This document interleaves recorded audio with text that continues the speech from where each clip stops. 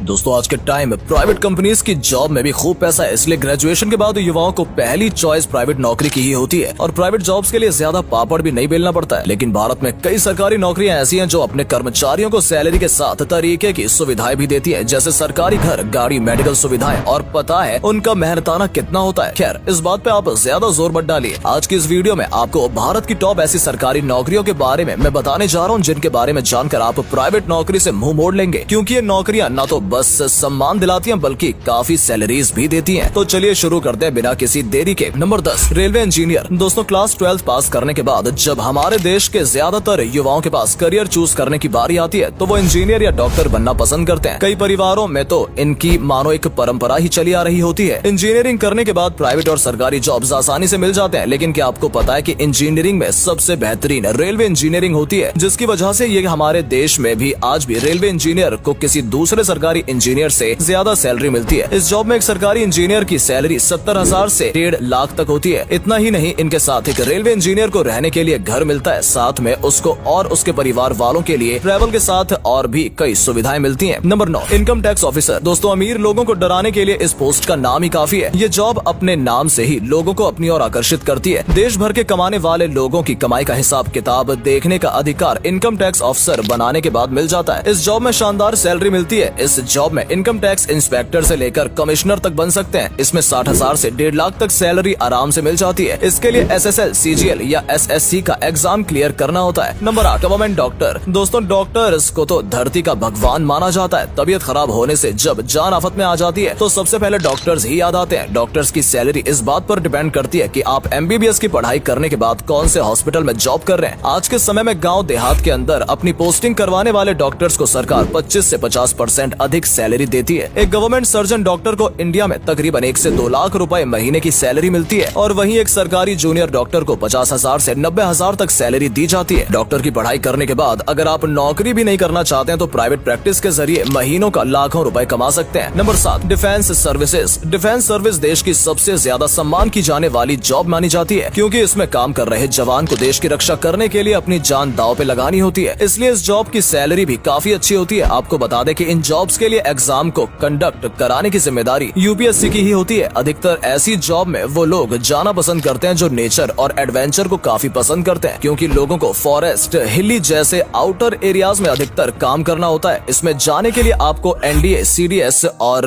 AFCAT जैसे difficult papers को clear कर SSB निकालना होता है, जिसके बाद एक मेडिकल टेस्ट भी क्लियर करना होता है और फिर आपकी ट्रेनिंग और पोस्टिंग की जाती है। अब बात अगर इस जॉब की सैलरी की करें तो वो लगभग 50 से 60,000 रुपए से शुरू होकर लाखों तक जाती है। Number 6, IAS and IPSC। IAS और IPS ऐसी जॉब है जो भारत में सबसे ज्यादा डिमांड में रहती है। लाखों लोगों की भीड़ में सिर्फ कुछ चंद लोग ही इसे हासिल कर पाते हैं। साथ ही ये दुनिया के सबसे डिफिकल्ट एग्जाम्स में से एक है। IAS या IPS बनने के लिए आपको UPSC के अंदर होने वाले प्रीलिम्स, मेंस और इंटरव्यू को क्लियर करना होता है, जिसके बाद आपकी ट्रेनिंग होती है और आपको देश के सबसे सम्मानित पोस्ट में से एक पद पर बैठा दिया जाता है। IAS का फुल फॉर्म होता है इंडियन एडमिनिस्ट्रेटिव सर्विसेज, वहीं IPS का फुल फॉर्म होता है इंडियन पुलिस सर्विसेज, जिसे हम किसी भी जिले की पब्लिक के लॉ एंड ऑर्डर के लिए जिम्मेदार मानते हैं। बात अगर दोनों की सैलरी की करें तो 56,000 से लेकर के 2.5 लाख रुपए मंथली होती है। नंबर 5, साइंटिस्ट्स, इंजीनियर्स इन DRDO, इसरो। रिसर्च और डेवलपमेंट में इंटरेस्ट रखने वाले यंग इंजीनियर्स ग्रेजुएट DRDO और इसरो में जॉब करने के लिए अप्लाई कर सकते हैं। ये जॉब अच्छी खासी सैलरी के साथ साथ समाज में काफी इज्जत भी दिलवाती है। साइंटिस्ट और इंजीनियर्स पद के लिए आपके पास BE, BTech, BSc और AMIE की डिग्री होनी चाहिए, पर एस्पिरेंट्स के पास ग्रेजुएशन में कम से कम 65% होने चाहिए। जिन एस्पिरेंट्स ने मेडिकल और इलेक्ट्रिकल में इंजीनियरिंग किया होता है वो इस जॉब के लिए आसानी से अप्लाई कर सकते हैं, जिसके बाद स्क्रीनिंग टेस्ट और बायोडेटा के हिसाब से स्टूडेंट्स को रिटेन एग्जाम के लिए बुलाया जाता है और इसके बाद इंटरव्यू होता है, जिसमें सिलेक्टेड कैंडिडेट्स को जॉब ऑफर की जाती है। अब अगर इस जॉब की सैलरी की बात करें तो वो 55 से 60,000 तक शुरू होती है। Number 4, PSU। सबसे पहले हम जानते हैं कि PSU होता क्या है। दोस्तों PSU का फुल फॉर्म होता है पब्लिक सेक्टर अंडरटेकिंग, यानी भारत सरकार के अंदर आने वाले सभी कॉर्पोरेशन को PSU कहते हैं। PSU में जॉब के लिए आपके पास स्पेशल क्वालिफिकेशन एज लिमिट होनी चाहिए। इसके अलावा आपके पास काम करने के लिए जेट एग्जाम को क्वालिफाई करना ज्यादा जरूरी है। PSU में एम्प्लॉयज का प्रमोशन बहुत जल्दी और आसानी से हो जाता है। इसके अलावा आपको बाकी गवर्नमेंट जॉब की तरह इसमें भी कई सारे एवॉल्वमेंट्स दिए जाते हैं। इस जॉब की अगर बेसिक सैलरी की बात की जाए तो 60,000 या 1,80,000 से शुरू होती है। Number 3, Indian foreign services IFS इस देश की 3 सबसे बड़ी सिविल सर्विसेज में से एक है, जो कि यूपीएससी यानी यूनियन पब्लिक सर्विसेज के बोर्ड के अंदर आती है। Indian ministry of external affairs को चलाने के लिए ये एक खास सेवा है जो भारत के बाहर होने वाली सरकारी कामों को मैनेज करती है। आईएफएस ऑफिसर दूसरे देशों यानी कि इंटरनेशनल इंस्टीट्यूशंस में भारत को रिप्रेजेंट करते हैं। इस जॉब को पाने के लिए आपको यूपीएससी के अंदर आने वाले वेल्स, प्रीलिम्स, मेंस और इंटरव्यू को निकालना होता है। उसके बाद आपको एक प्रॉपर ट्रेनिंग के साथ आईएफएस ऑफिसर के तौर पर विदेश भेजा जाता है, जो अपनी आधी जिंदगी फॉरेन में ही बिताते हैं। अब बात अगर सैलरी की करें तो इस जॉब में सभी अलाउंसेस के साथ 60,000 से 2.5 लाख तक दिए जाते हैं। Number 2, RBI grade B. RBI यानी रिजर्व बैंक ऑफ इंडिया, जो भारत का एक रेप्यूटेटेड बैंक है। आरबीआई को बैंकर ऑफ बैंक भी कहा जाता है। एक तरफ जहां लोग केवल बैंक की जॉब के लिए इतने पापड़ बेलते हैं, लेकिन वहीं आरबीआई में ग्रेड बी के पद पर काम करना स्टूडेंट्स का सपना होता है, जिसमें अच्छे प्रमोशंस भी मिलते हैं। इस पोस्ट पर काम कर रहे लोगों की स्कोप ऑफ ड्यूटी की बात करें तो वो समय और पोस्टिंग के साथ डिप्टी गवर्नर भी बन सकते हैं। इस जॉब को पाने के लिए आपको पहले आरबीआई द्वारा कराया जाने वाला एग्जाम देना होगा, जो देश के सभी बैंकों के एग्जाम में सबसे डिफिकल्ट माना जाता है। और अगर आप एग्जाम को क्लियर कर लेते हैं तो आपकी जॉब आपके हाथों में होती है। बात अगर सैलरी की करें तो 70,000 रूपए से इसकी शुरुआत होती है। Number 1, ASO in ministry of external affairs. ASO यानी assistant section officer ministry of external affairs के अंदर आती है। एक एएसओ को आईएफएस ऑफिशियल की डे टू डे वर्क में मदद करनी होती है, जैसे फाइलों पर काम करने, नोट्स लेने, डॉक्यूमेंट्स बनाने और इंडियन हेडक्वार्टर से बातचीत करने जैसे काम शामिल हैं। एक एएसओ बनने के लिए आपको एसएससी के अंडर एक एग्जाम क्वालिफाई करना होता है। एसएससी सीजीएल के जरिए अगर आप अच्छी रैंक ले लेते हो तो आपको ये पोस्ट मिल जाएगी। और अगर आपको भारत के बाहर रहकर काम करने का मन है तो आपके लिए ये जॉब किसी ऑफर से कम नहीं है, क्योंकि इसके जरिए आपकी पोस्टिंग सीधे फॉरेन कंट्री में होती है। इस जॉब में आपको 1.5 लाख से 2 लाख रुपए तक की सैलरी मिल जाती है। दोस्तों, अगर आपको ये वीडियो पसंद आई हो तो इसे अधिक से अधिक लाइक और शेयर करें।